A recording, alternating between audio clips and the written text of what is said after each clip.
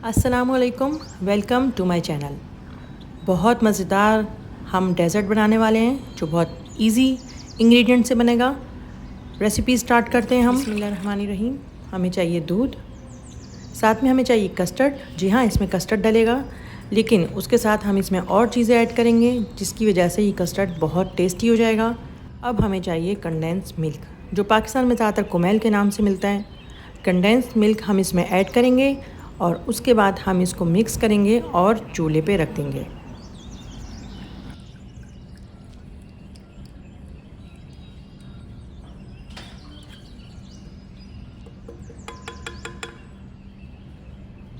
दरमियानी आंच पे हम इसको पकाना शुरू करेंगे और देखते ही देखते चमचा चलाते चलाते ये गाढ़ा हो जाएगा। गाढ़ा होने पे हम चूल्हा बंद कर देंगे। देखिए ये गाढ़ा हो गया है। अब हम इसको साइड पे रख देंगे ताकि ये रूम टेम्परेचर पे आ जाए। रूम टेम्परेचर पे जब ये आ जाएगा तो देखिए ये गाढ़ा किस तरह से हो चुका है। अब हम इसको एक बाउल में निकाल लेंगे, किसी डिश में, क्योंकि हमें इसको बीट करना है।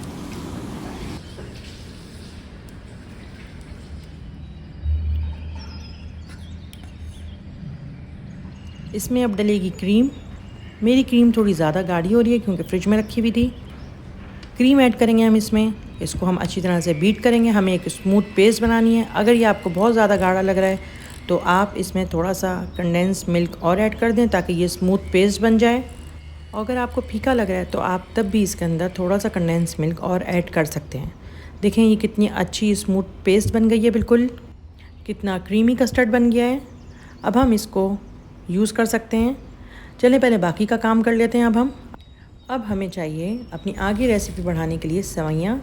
सेवइयाँ मैं 2 पैकेट यूज़ कर रही हूँ। आप 1 पैकेट यूज़ करेंगे तो आपकी तकरीबन 6 कटोरियाँ बनेंगी। अगर आप 2 पैकेट यूज़ करेंगे तो 12 से 15 आपकी कटोरियाँ बन जाएंगी। सेवइयों के अंदर मैं ऐड करूँगी मक्खन और हल्की आंच पर मैं अपनी सेवइयों को भून लूँगी। बहुत तेज़ आंच नहीं करनी है क्योंकि फिर कोई सेवइयाँ जल जाती हैं और कुछ जो हैं वो भून ही नहीं पाती हैं। हल्की लेकिन थोड़ी तेज़ आंच पे मैं अपनी सेवइयों को जब भून लूँगी तो मैं चूल्हा बंद कर दूँगी और उसके बाद मैं इसके अंदर कंडेंस मिल्क ऐड करूँगी।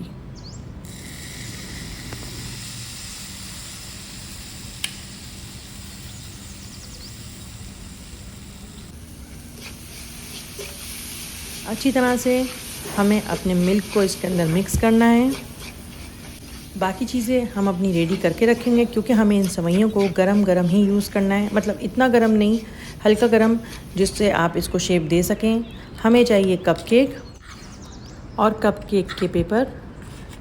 अब हम अपनी सेवइयाँ इसमें ऐड करेंगे क्योंकि सबसे इजीली ये रहता है। अगर आपके पास कपकेक के पेपर नहीं है तो आप डायरेक्ट भी सेवइयाँ कपकेक के मोल्ड में आप डाल सकते हैं, लेकिन उसके लिए पहले आप उसको ग्रीस कर लें ताकि आप सेवइयाँ निकालें फिर तो टूटे नहीं। अब हम चमचे की मदद से इसको शेप दे देंगे इस तरह से कि ये चारों तरफ फैल जाए और आपको एक कटोरी की शक्ल दे। आप चाहें तो हाथों की मदद से भी इसको शेप दे सकते हैं, जिस तरह आपको पसंद हो।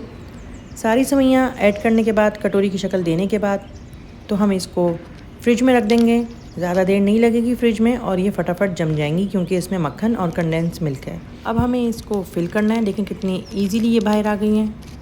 फिल करने के लिए हमें चाहिए पाइपिंग बैग, क्योंकि उससे एक बहुत सफाई के साथ ये फिल हो जाएंगी।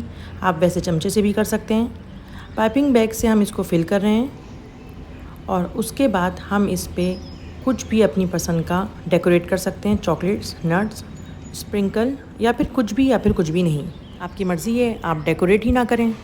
सर्व करने से 1-1.5 घंटा पहले आपने इसको फिल करना है या फिर सर्व करने से पहले इसको आप फिल कर दें, आपकी मर्ज़ी है। लेकिन बहुत देर तक इसको फिल करके रखेंगे अगर आप 4-5 घंटे, तो फिर ये हो सकता है कि ये टूट जाएं और इनका क्रंचीपन ना रहे, क्योंकि अब ये बहुत क्रंची और इनका मज़ा ही क्रंचीपन में। ट्राई करें, फीडबैक दें। अल्लाह हाफ़िज़।